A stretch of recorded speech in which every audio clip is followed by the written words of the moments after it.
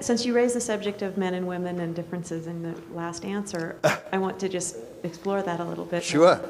I'll be in forward then. I'm a woman, one of 12 in this room, in participating in a group of 49 people. Right. And as a leader at Microsoft, 23% women. Yep. I can't help but notice that women are noticeably absent from this group. I know. Well, I wish you'd tell me. What's up? Well, yeah. I wish you'd tell me why you're marginalizing us. And because I know y'all talk to each other. I know you're out there going, don't go to that thing. And so I want to report on this, and I want you to get back to me. What the fuck y'all are thinking? Yeah, well, that was actually what I was going to ask you. Yeah, so in Seattle, Suzanne Anderson is... Okay, is reverse.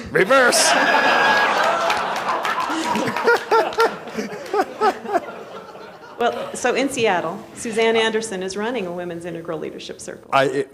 Which is, it's starting. And if you look at the research on this is, you have to be careful, obviously, because you don't want to disenfranchise somebody by saying women have this and men have this and so on. At the same time, there are obviously some differences, and a lot of them seem to be biologically based. And even, I think, some of the really great feminist writers, my favorite is Janet Shafez, who's written a series of books on systems theory and gender relations at different technological epochs. I think she's just a genius. I just love her work, and I've drawn on it heavily time and time again. When the internet was first invented, 95% of the people on it and using it were male. Today, about 54% are female. And that's not an uncommon pattern for types of exploration stuff. That men do tend to be pioneer, they do tend to sort of hang out, they do tend to have a kind of agency and a test pilot mentality of pushing through barriers and so on. And so a lot of the time, new endeavors, particularly if they have a cognitive component, tend to be pioneered by men. It's not that women can't do it, and in this case, I think that part's really important. It's not that women can't sit in front of a computer for 8 hours. It's that they sometimes think it's kind of silly, because there's more relational things you can do that women tend to, not always, but tend to find more interesting. So the way that we try to summarize the research to date on the differences between the masculine and the feminine, and that doesn't mean men and women, they can have a mixture. But of the 4 drives that any holon has 4 different tendencies and how it can relate to other things. And on one level, agency means it can just sort of put emphasis on its own being, and communion means it can relate to others at the same level. And then it can move up a level or it can face down. If it looks up, it's eros, and if it looks down, it's agape. So even a cell has that. So a cell, if it's placing emphasis on itself, just being a cell, that's agency. But when it's relating to other cells, that's communion. When a cell becomes part of a larger organism, that's eros. It's moving up into a larger one. But when it embraces its own components, when a cell embraces molecules that embrace atoms, that's agape. The masculine principle seems to translate with an emphasis on agency, and it transforms with an emphasis on eros. And the feminine tends to emphasize communion and agape.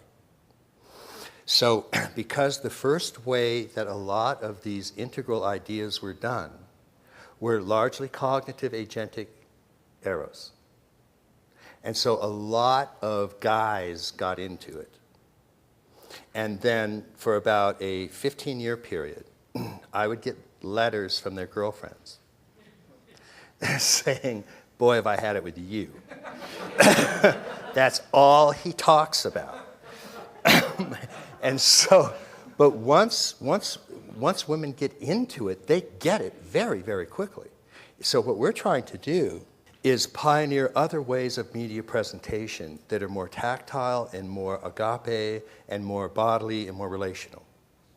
And that really, we put it in, that's right at the top of the list of what we're trying to do. And feminine as well, and also minorities. And we have, particularly if we look at African Americans, another component we have to take into account about why this is predominantly white, and as well as male, is economic. this is a luxury of middle class and upper middle class. Having the time to do this is a luxury of people that have some money. And so we want to work on those as well. We have scholarship programs and all of those kinds of things.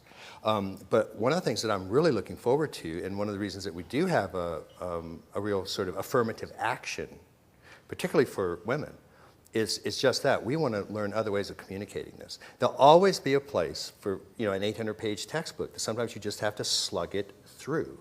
But so much of this stuff doesn't have to be done that way. And it doesn't really require that kind of communication.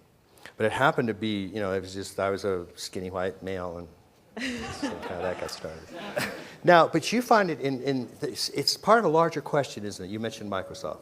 And then you have to bring in, things that just have to be dealt with, like a mommy track and all these other things. Those are very important things.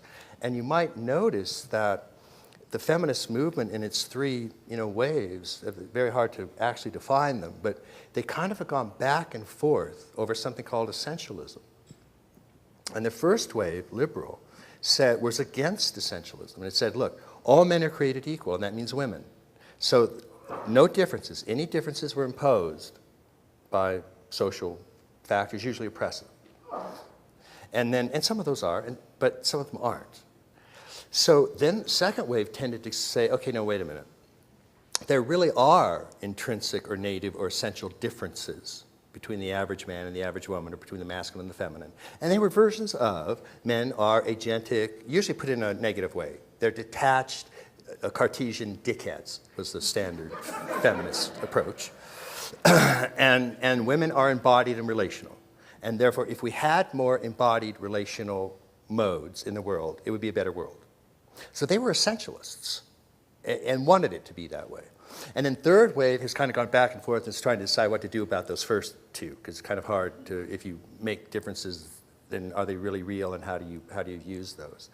Part of the reason that Barbara Ehrenfeld caused such a sensation when she wrote that editorial in I think the Los Angeles Times, it was subtitled, "A Uterus Does Not a Conscience Make." Right. Feminism's Principles Upended was the title. Because she was coming from that second wave that was basically a flatland version, which is masculine, is divisive, analytic, Cartesian, Newtonian, bad, and simply female is connecting, linking, relating, and so on. Now, if she had used Carol Gilligan's actual findings, which is that men are ranking and women are linking, but women's linking goes through 4 hierarchical stages, and that only the higher stages are good for the planet. The lower feminine stages are just as bad as the lower masculine stages. So selfish and care are ethnocentric, not world-centric.